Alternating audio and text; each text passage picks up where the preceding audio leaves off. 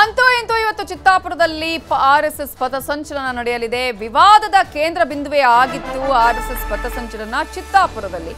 ಸಚಿವ ಪ್ರಿಯಾಂಕ್ ಖರ್ಗೆ ಅವರ ಕ್ಷೇತ್ರದಲ್ಲಿ ಇವತ್ತು ಆರ್ಎಸ್ಎಸ್ ಪರೇಡ್ ಅನ್ನ ನಡೆಸಲಿದೆ. ಇವತ್ತು ಅವಕಾಶ ಕೂಡ ಸಿಕ್ಕಿದೆ. ಯಾಕಂತ ಹೇಳಿದ್ರೆ ಅಕ್ಟೋಬರ್ 19ರಿಂದನೂ ಕೂಡ ಇವರ ಅವಕಾಶವನ್ನು ಕೇಳ್ತಾನೆ ಬಂದಿದ್ರು, ಕೋರ್ಟ್ ಮೆಟ್ಟಿಲೇರಿತ್ತು.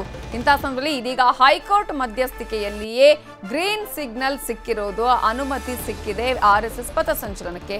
ಇನ್ನು ಜಿಲ್ಲಾಡಳಿತ ಕೂಡ ಗ್ರೀನ್ ಸಿಗ್ನಲ್ ಕೊಟ್ಟಿತ್ತು. ಇವತ್ತು ಚಿತ್ತಾಪುರದಲ್ಲಿ ಆರ್ಎಸ್ಎಸ್ ಪಥಸಂಚಲನ ನಡೆಯಲಿದೆ.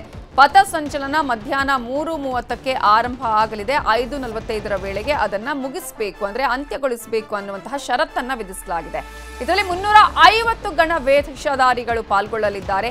ಕೇವಲ ಚಿತ್ತಾಪುರ ವ್ಯಾಪ್ತಿಯ ಕಾರ್ಯಕರ್ತರಿಗೆ ಮಾತ್ರ ಅವಕಾಶ, ಯಾರು ಕೂಡ ಹೊರಗಿನಿಂದ ಬಂದು ಈ ಪಥಸಂಚಲನದಲ್ಲಿ ಪಾಲ್ಗೊಳ್ಳುವಂತಿಲ್ಲ ಅನ್ನುವಂತಹ ಒಂದು ಷರತ್ತನ್ನು ವಿಧಿಸಲಾಗಿದೆ. ಅದಕ್ಕೆ ಆರ್ಎಸ್ಎಸ್ನವರು ಕೂಡ ಒಪ್ಕೊಂಡಿದ್ದಾರೆ.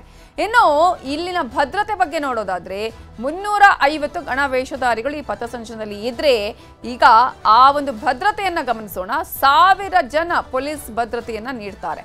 ಪರೇಡ್ ಸಾಗುವ ಮಾರ್ಗದಲ್ಲಿ ಸಿಸಿಟಿವಿಯ ಕಣ್ಗಾವಲನ್ನು ಕೂಡ ಈಗಾಗಲೇ ಹಾಕಲಾಗಿದೆ. ಅಹಿತಕರ ಘಟನೆಗಳು ನಡೆಯದ ಹಾಗೆ ಪೊಲೀಸರು ಎಲ್ಲಾ ರೀತಿಯಾದಂತಹ ಕಟ್ಟೆಚ್ಚರವನ್ನ ವಹಿಸಿದ್ದಾರೆ. ಇದರ ಬಗ್ಗೆ ಇನ್ನಷ್ಟು ಅಪ್ಡೇಟ್ಸ್ ಕೊಡೋದಕ್ಕೆ ನಮ್ಮ ರಿಪೋರ್ಟರ್ ಅರುಣ್ ಕುಮಾರ್ ಕದಂ ಈಗ ನೇರ ಸಂಪರ್ಕದಲ್ಲಿ ಜಾಯ್ನ್ ಆಗಿದ್ದಾರೆ. ಅರುಣ್ ಕುಮಾರ್ ಕದಂ, ಚಿತ್ತಾಪುರದಲ್ಲಿ ಅಕ್ಟೋಬರ್ 19ರಿಂದಾನೇ ಪ್ರಯತ್ನಗಳಾಗ್ತಾನೆ ಇತ್ತು ಆರ್ಎಸ್ಎಸ್ ಪಥಸಂಚಲನ. ಸಾಕಷ್ಟು ಏಳು ಬೀಳುಗಳ ನಂತರ ಫೈನಲಿ ಇವತ್ತು ಪಥಸಂಚಲನ ನಡೆಯೋದಕ್ಕೆ ಎಲ್ಲಾ ರೀತಿಯ ಸಿದ್ಧತೆಗಳು ನಡೀತಾ ಇದೆ. ಸದ್ಯಕ್ಕೆ ಇದೀಗ ಯಾವ ರೀತಿಯಾಗಿ ಕಂಗೊಳಿಸ್ತಾ ಇದೆ ಈ ಆರ್ಎಸ್ಎಸ್ ಪಥಸಂಚಲನ ನಡೆಯುವ ಮಾರ್ಗ, ಜೊತೆಗೆ ಅಲ್ಲಿ ಹೇಗೆಲ್ಲ ತಯಾರಿಯನ್ನ ಮಾಡಿಕೊಳ್ಳಲಾಗಿದೆ? ಹೌದು ನವಿತಾ ಜೈನ್, ಅಂತಂದರೆ ಕೊನೆಗೂ ಕೂಡ RSS ಪಥಸಂಚಲನಕ್ಕೆ ಚಿತ್ತಾಪುರ್ನಲ್ಲಿ ಈಗ ನಡೆಸಲು ಈಗ ಗ್ರೀನ್ ಸಿಗ್ನಲ್ ಸಿಕ್ಕಿರುವಂಥದ್ದು. ಇನ್ನು ಕೆಲವೇ ಗಂಟೆಗಳಲ್ಲಿ RSS ಪಥಸಂಚಲನ ಕೂಡ ಆರಂಭವಾಗಲಿದೆ. ಈ ಒಂದು ಪಥಸಂಚಲನದಲ್ಲಿ 350 ಜನರ ಗಣವೇಷಧಾರಿಗಳಿಗೆ ಮಾತ್ರ ಅವಕಾಶನ ಕೊಟ್ಟಿರುವಂಥದ್ದು. ಹಾಗಾಗಿ 350 ಜನರನ್ನು ಮಾತ್ರ ಈ ಒಂದು ಗಣವೇಷಧಾರಿಗಳಿಗೆ ಇಲ್ಲಿ ಪಥಸಂಚಲನ ಮಾಡುವ ಅವಕಾಶನ ಮಾಡಿಕೊಡಲಾಗಿದೆ. ಅಲ್ಲದೆ ಈ 1.2 ಕಿಲೋಮೀಟರ್ ನಡೆಯುವಂಥ ಮಾರ್ಗ ಮಧ್ಯದಲ್ಲಿ ಸುಮಾರು 50ರಿಂದ 60 ಕ್ಯಾಮ್ರಾಗಳನ್ನು ಅಳವಡಿಸಲಾಗಿದೆ, CCTV ಅಳವಡಿಸಲಾಗಿದೆ. ಅಲ್ಲದೆ ಸುಮಾರು 1000ಕ್ಕೂ ಅಧಿಕ ಜನ ಪೊಲೀಸರನ್ನು ನಿಯೋಜನೆ ಕೂಡ ಮಾಡಲಾಗಿದೆ. ಈ ಒಂದು ನನ್ನ ಬಲಭಾಗದಲ್ಲಿ ನೋಡ್ಬೋದು, ಈ ಒಂದು ಬಜಾಜ್ ಕಲ್ಯಾಣ ಮಂಟಪದಿಂದ ಈ ಒಂದು ಏನು RSS ಪಥಸಂಚಲನ ಆರಂಭವಾಗುತ್ತೆ.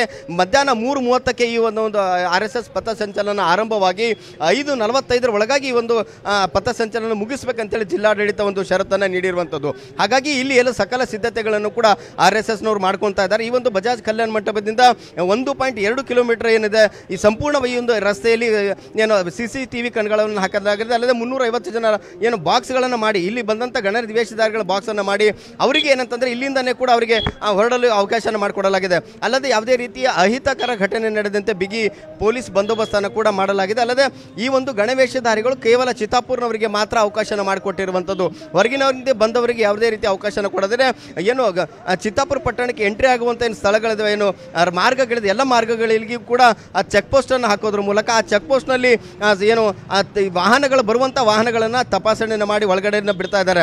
ಹೀಗಾಗಿ ಈ ಒಂದು ಪಥಸಂಚಲನ ಇನ್ನೂ ಕೆಲವೇ ಗಂಟೆಗಳಲ್ಲಿ ಆರಂಭವಾಗುತ್ತೆ. ಹಾಗಾಗಿ ಸಕಲ ಸಿದ್ಧತೆಯನ್ನು ಕೂಡ ಮಾಡಿಕೊಂಡಿರುವಂಥದ್ದು. ಅಲ್ಲದೆ ಪೊಲೀಸರು ಕೂಡ ಬಂದೋಬಸ್ತನ್ನು ಮಾಡಿದರೆ ಯಾವುದೇ ರೀತಿ ಅಹಿತಕರ ಘಟನೆ ನಡೆದಂತೆ ಸುಮಾರು 1000ಕ್ಕೂ ಅಧಿಕ ಪೊಲೀಸರನ್ನು ನಿಯೋಜನೆ ಕೂಡ ಮಾಡಲಾಗಿದೆ.